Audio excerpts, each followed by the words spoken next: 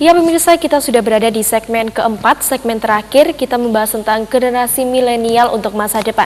Baik Bante, sebelumnya kita sudah membahas tentang pergaulan-pergaulan generasi muda yang harus terjerumus, harus berinovasi untuk menjadikan kebanggaan bagi bangsa ya Bante ya. Oke Bante, sekarang ini apa sih bedanya generasi muda dengan yang sekarang ini Bante sama yang dahulu menurut Bante? Ya, setiap generasi itu memang mempunyai ciri-ciri masing-masing. Generasi saya ya, boleh dikatakan tahun 60-an ya, sangat berbeda dengan generasi tahun 50, berbeda dengan generasi zamannya Bung Karno. Ya. Karena setiap zaman memang mempunyai ciri masing-masing. Dan selalu mengatakan dulu buat saya atau generasi satu dulu lebih baik daripada sekarang. Tapi juga tidak betul sekali. Tiap generasi mempunyai ciri masing-masing, mempunyai kontribusi masing-masing karena zamannya sudah berubah. Karena semua beberapa sahabat saya yang seusia dengan saya menggunakan komputer sudah sulit, apalagi menggunakan gadget dan sebagainya. Sudah nggak mampu lagi karena apa? Otaknya, pikirannya itu sudah sedang lemot, sudah lemot. Anak sekarang dengan HP begini bisa ngobrol, bisa kirim. Lah saya masih begini model Petro aja begini satu persatu. Itu mempunyai ciri masing-masing yang kita juga harus hargai. Nah tentunya orang tua menghadapi zaman sekarang itu mengalami banyak kesulitan. Nah, jangankan setua saya, yang lebih muda dari saya aja zaman pandemi begini bagaimana ngajari anaknya di rumah aja mengalami kesulitan. Apalagi orang yang setua saya sudah tidak lagi mampu. Karena itu kita juga harus memberi penghargaan kepada anak muda-muda itu, bagaimana mereka mempunyai talenta, pengetahuan yang luas. Tetapi seringkali mereka itu mencari shortcut, ya, tidak melihat di dalam pengertian yang holistik, ya, satu kesatuan yang bulat. Sehingga dengan demikian maka horizonnya itu harusnya lebih luas, tidak sempit untuk instan, ya. Oleh karena sekarang itu serba instan, ya, makan mie aja instan, ambil air panas jadi. Nah, zaman dulu coba bikin begini, bikin baju instan, beli udah jadi. Nah, kalau dulu mau lebaran pergi penjahit dulu, cari dulu gambar, mau semua instan. Memang sekarang itu apa cirinya? Yang pertama apa? Faster. Segala sesuatu itu hendaknya dilakukan secara lebih cepat dari segi time. Kemudian apa? Better. Nomor satu adalah better. Memiliki sesuatu secara lebih baik kualitinya daripada yang dulu. Kita lihat HP itu sudah apa? Sudah ada kamera, kemudian ada lagi bahkan termometer juga ada. Semua ada masuk ke dalam satu perangkat. Dulu lebih. Jadi apa? Better.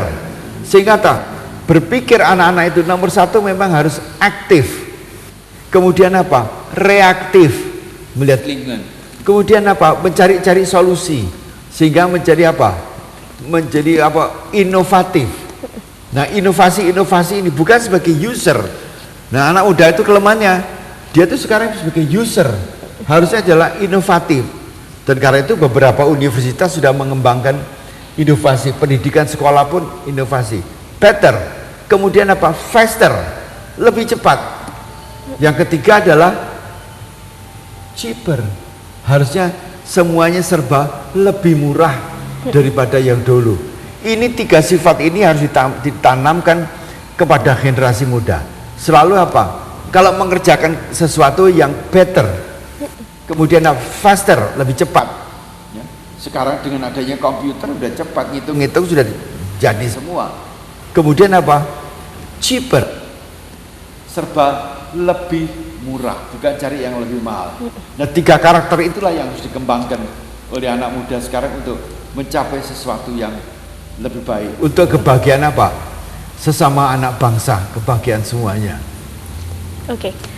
Rani, harapan kamu untuk masa depan, untuk 5 tahun kemudian mungkin atau 10 tahun kemudian, kamu sebagai generasi muda, apa sih harapan kamu untuk bangsa ini?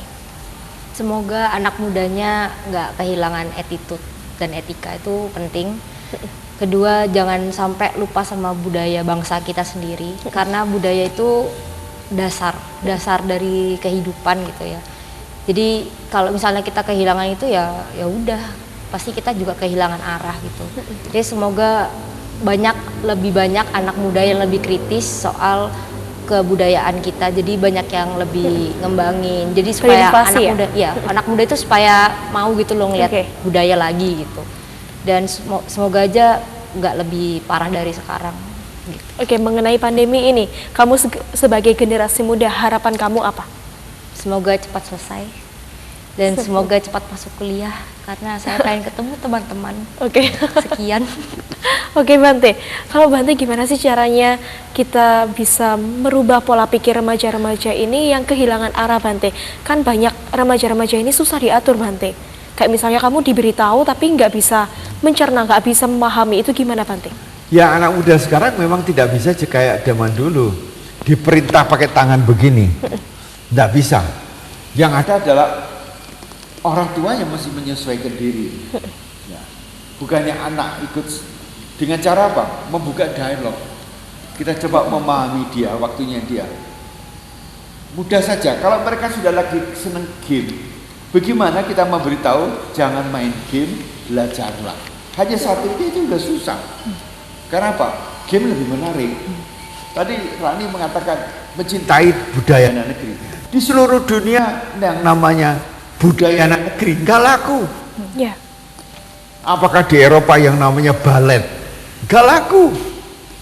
Jadi bagi para pelaku-pelaku seni ini bagaimana juga menciptakan atau merubah dari yang tradisional menjadi modern, kontemporer.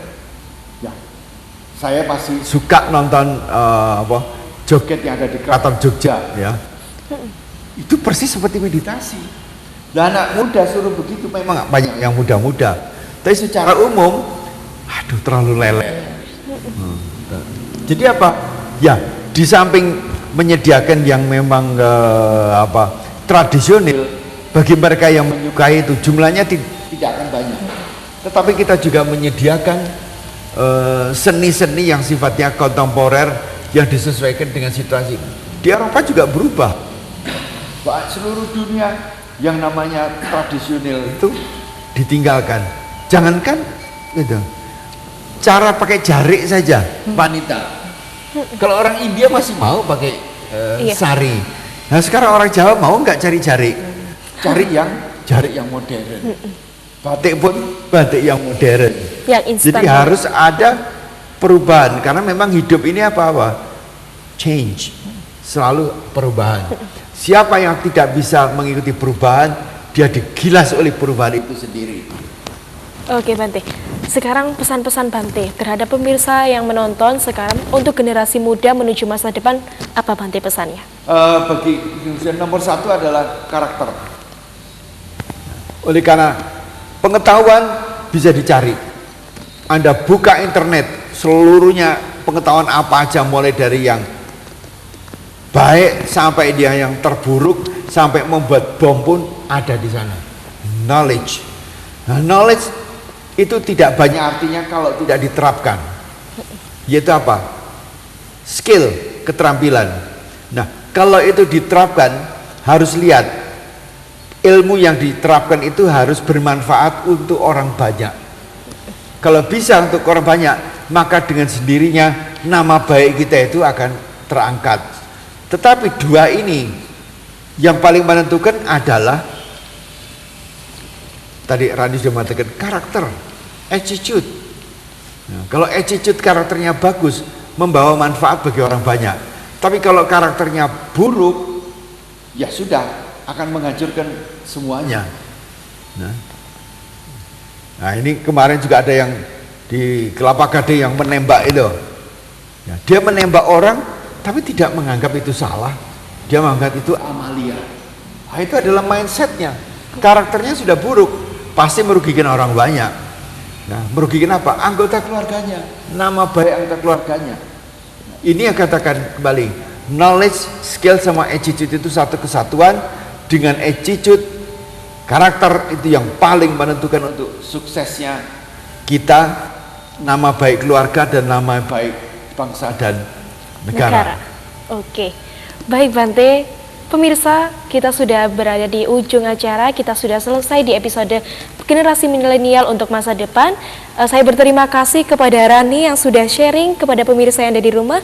Berterima kasih juga kepada Bante Jayamedo yang sudah memberikan sedikit pengetahuan untuk pemirsa yang ada di rumah. Baik pemirsa, saya Nancy Dea Unika pamit undur diri. Mohon maaf jika ada salah kata. Sampai sata bawantu sukitata. Semoga semua makhluk hidup berbahagia.